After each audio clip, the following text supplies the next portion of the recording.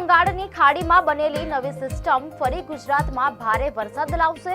શું 30 જુલાઈ પછી રાજ્યમાં ફરી વરસાદનો નવો રાઉન્ડ શરૂ થવાનો છે? બંગાળની ખાડીનું ડીપ ડિપ્રેશન ગુજરાત સુધી પહોંચશે તો કયા જિલ્લાઓ સૌથી વધુ અસરગ્રસ્ત બનશે? ચાલો જાણીએ ગુજરાતમાં ફરી વરસાદ ક્યારે વધશે. નમસ્કાર, @ગુજરાતમાં આપનું સ્વાગત છે. ગુજરાતમાં છેલ્લા કેટલાક દિવસોથી વરસાદનું જોર ઘટ્યું છે. અનેક વિસ્તારોમાં હવે તડકો પણ જોવા મળી રહ્યો છે અને લોકોને એવું લાગી રહ્યું છે કે કદાચ ભારે વરસાદનો તબક્કો હવે પૂર્ણ થઈ ગયો છે.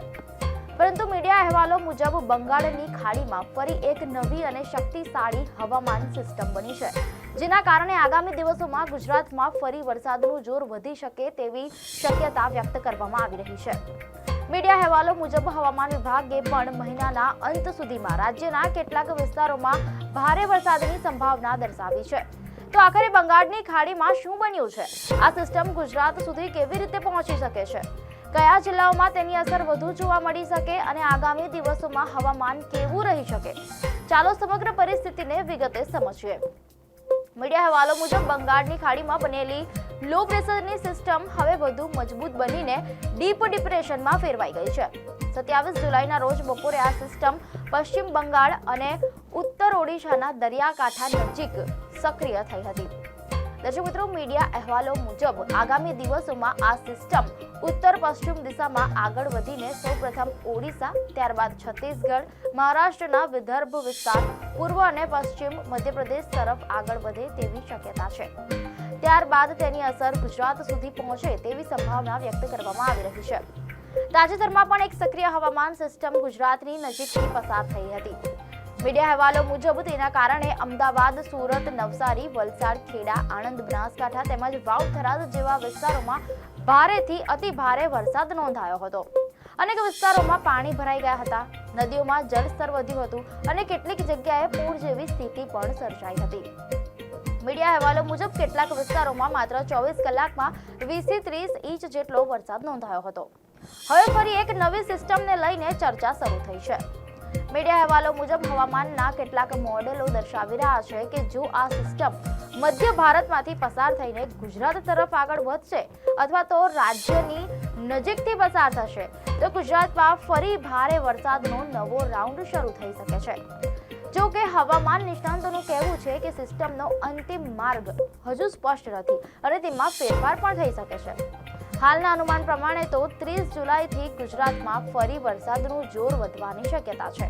ત્યારબાદ 31 જુલાઈ અને 1 ઓગસ્ટની આસપાસ રાજ્યના કેટલાક વિસ્તારોમાં ભારેથી અતિ ભારે વરસાદ જોવા મળી શકે છે. જો કે આ આગાહી હાલની હવામાન પરિસ્થિતિ અને મોડેલોના આધારે કરવામાં આવી છે અને તેમાં સમયાંતરે ફેરફાર શક્ય છે. સામાન્ય રીતે જ્યારે બંગાળની ખાડીમાંથી આવેલી આવી સિસ્ટમ ગુજરાત તરફ આગળ વધે છે ત્યારે સૌથી પહેલા દક્ષિણ ગુજરાતમાં વરસાદનું પ્રમાણ વધતું જોવા મળે છે. મીડિયા અહેવાલો મુજબ સુરત, નવસારી, વલસાડ, ડાંગ અને તાપી જેવા જિલ્લાઓમાં સૌથી પહેલા વરસાદનું જોર વધી શકે છે અને ત્યારબાદ પૂર્વ ગુજરાત, મધ્ય ગુજરાત અને ઉત્તર ગુજરાતના વિસ્તારોમાં પણ ભારે વરસાદની શક્યતા વ્યક્ત કરવામાં આવી રહી છે. અમદાવાદ, ખેડા, આણંદ, પંચમહાલ, દાહોદ, મહીસાગર, અરવલ્લી, બનાસકાંઠા અને સાબરકાંઠા જેવા જિલ્લાઓમાં પણ તેની અસર જોવા મળી શકે છે. દર્શક મિત્રો, સૌરાષ્ટ્ર અને કચ્છની વાત કરીએ તો ત્યાંની સ્થિતિ હજુ પણ અલગ છે. મીડિયા અહેવાલો મુજબ આ બંને વિસ્તારોમાં હજુ પણ સરેરાશ કરતા ઓછો વરસાદ નોંધાયો છે. દેવભૂમિ દ્વારકામાં સૌથી વધુ લગભગ 87% વરસાદની તો ઘટ નોંધાઈ છે. પોરબંદરમાં લગભગ 62%, કચ્છમાં 50% અને જામનગરમાં તો લગભગ 49% વરસાદની ઘટ જોવા મળી રહી છે. જ્યારે અમરેલી, ભાવનગર, બોટાદ અને સુરેન્દ્રનગર જેવા જિલ્લાઓમાં સામાન્ય કરતા વધુ વરસાદ નોંધાયો છે. એટલે કે જો નવી સિસ્ટમ ગુજરાત સુધી પહોંચશે તો સૌરાષ્ટ્ર અને કચ્છના કેટલાક વિસ્તારોમાં પણ વરસાદ વધી શકે છે. પરંતુ દરેક જિલ્લામાં સમાન વરસાદ થશે તેની કોઈ ખાતરી નથી.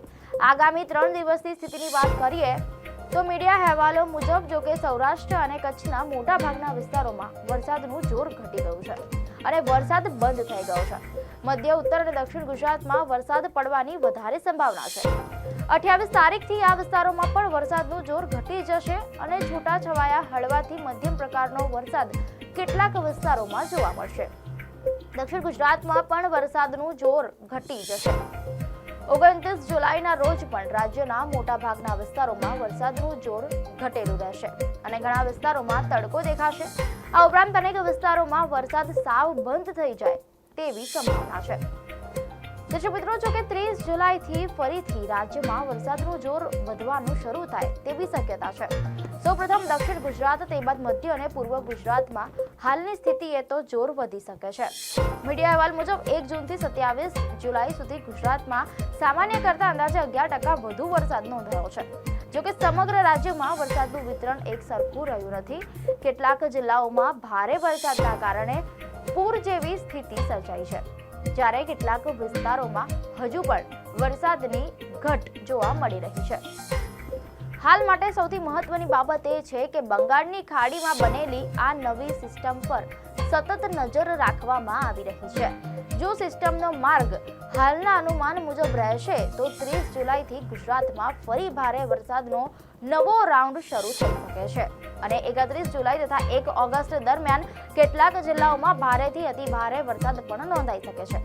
જોકે હવામાનમાં કોઈ પણ સમયે ફેરફાર શક્ય હોવાથી દર્શકોએ હવામાન વિભાગ દ્વારા સમયાંતરે જાહેર કરવામાં આવતી સત્તાવાર આગાહીઓ પર નજર રાખવી જરૂરી છે. આપને માહિતી સારી લાગી હોય તો વિડીયોને લાઈક અને શેર કરજો. ચેનલને સબસ્ક્રાઇબ કરજો.